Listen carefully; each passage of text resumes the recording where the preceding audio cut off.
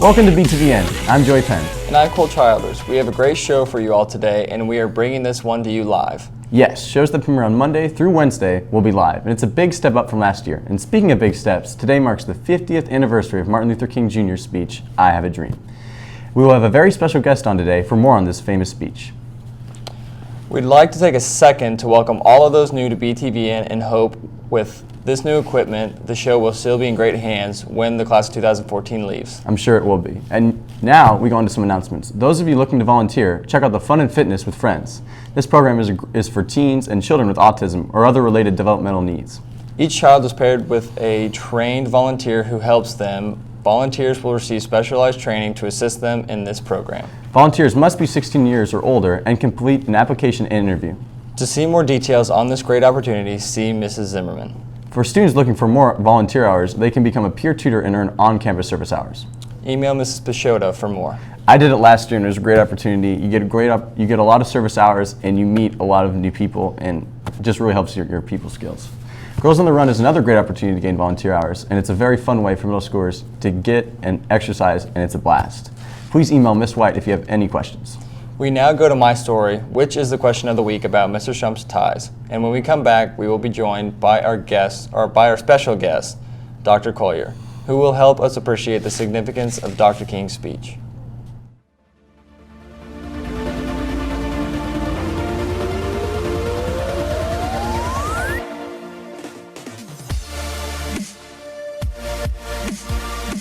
So how many ties exactly do I have? I think Mr. Shump owns 46 ties. I think Mr. Shump has 450 ties.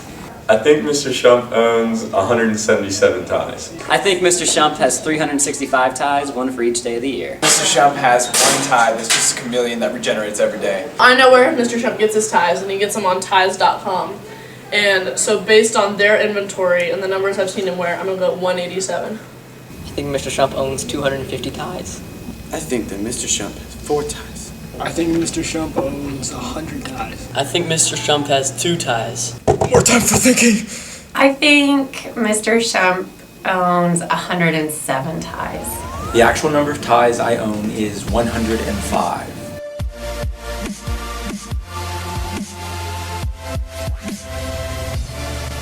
That's a lot of ties. How many ties do you own, Cole?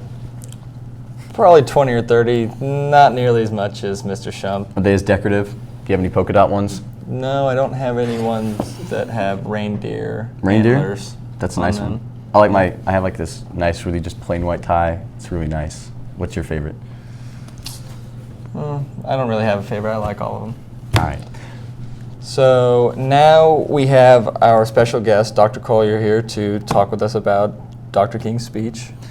Do you want to talk to us about the significance of that very famous speech? Well, first of all, thank you so much. I sent out an email this morning with a little reflection about 50 years ago. I remember being a little younger than you all are, but about the age of my middle school students. And in the email, I talked about how we were all, I went to a very small parochial school in a small town in Kansas. It was a hot August day, and we were all sent to the gym. We didn't have an auditorium, but we went to the gym and we watched this little black and white television set that a parent had brought down, and we watched the I Have a Dream speech, and it was a remarkable event. It was one of the first times that the civil rights movement became very real to me. And I grew up at a time when going to my municipal swimming pool, people of color weren't allowed at my municipal swimming pool, except for one day a year. Going to the motion picture theater, people of color were only allowed in the balcony. And several of my friends we could attend church together, we could go to school together because it was a private school, but anyway, things really came home to me that day when I was 11, 12 years old, sitting there sweating on a hard, gymnasium floor, watching Dr. King deliver that magnificent speech. And I feel like we really still are on this journey, but I also feel that sometimes in a school like Barstow, where we have such a diverse, wonderful community, that we can overlook both how far we've come and how far we still have left to go. And so this afternoon, PBS is streaming the events from the Capitol Live. I'm going to have my advanced debate, or my intro to debate classes, and my speech classes are going to be in there, but everyone else who has a free period is more than welcome to come watch the events from Washington, D.C., and I will have them projected there in my classroom. What would you say when you see a school that says culturally diverse as Barstow? Yes. What does that speak to you about? Well, it would have been unimaginable to me back when I was a child, and as I said, I really feel as though it's remarkable progress, but I don't think we can take it for granted. I really feel like we need to continue to work towards diversity. The fact that we are internationalizing this school, the fact that we're doing things like the World's Fair later this year, that's wonderful, because I'm one of the first people to admit that I grew up in a very small town in Kansas. I know, hard to believe. No, I'm just kidding. My husband teases me that when he first met me, he went, "Oh, I'm sure she grew up in Europe." Yeah, no. But I didn't. I grew up in a very, very isolated, small community, and having the opportunity to come to school every day and teach students who've had far broader cultural experiences than I've had as an adult is remarkable. And I think it's such a gift, and we've got to treasure that and work on that and continue to develop on that journey. All right. Well, we really do appreciate you coming and thank you very much. Oh, well, giving thank you. us Thank you for the invitation. Talk with us. You're welcome. Absolutely. Students, mark your calendars. Fall Festival is Friday, September 20th from 3:30 to 6:30 p.m. See the Barstow website to order tickets, meals, and t-shirts. So it's going to be our last Fall Festival. Corey, are you going to go? Maybe. We'll see what I had to do. It's kind of hard imagining us. We came to Barstow in 7th grade, both of us, and we went to Fall Festival together. And I mean, now we're seniors. It's kind of a reality now. It's hitting us. Yeah, it's kind of crazy. But the Mind Body Character 5K and Wellness Expo will be held Saturday, October 5th. We now go to another teacher feature with our new kindergarten teacher, Minka Foster. Take a look. Just like my name's capital.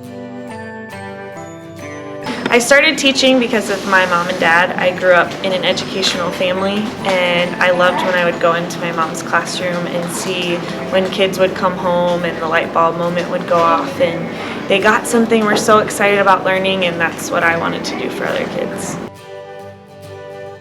I love teaching kindergarten not only because they're so cute, but because they're innocent and they love learning, and when they get something they're so excited and they go home and tell their parents about school, and I just love that they love school and they're so excited for everything. So.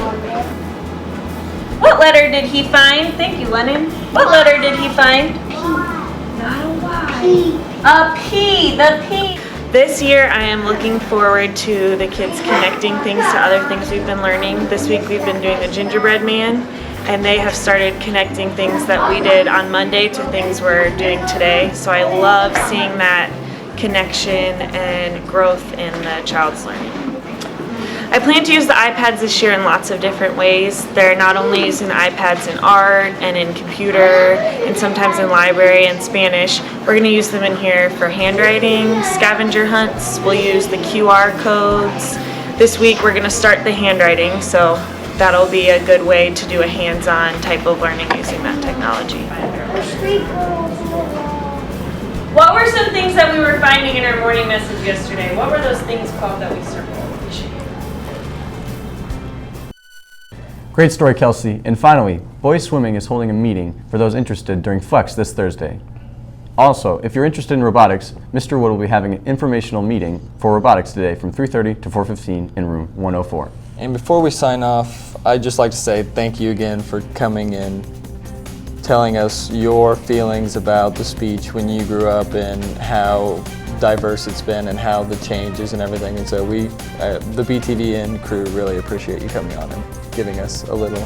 It was really enlightening. Yeah. Well, thank you so much. Well, that's all we have for today. We look forward to bringing you Barstow news again for what should be a great year. I'm Cole Childers. And I'm Joey Penn, signing off.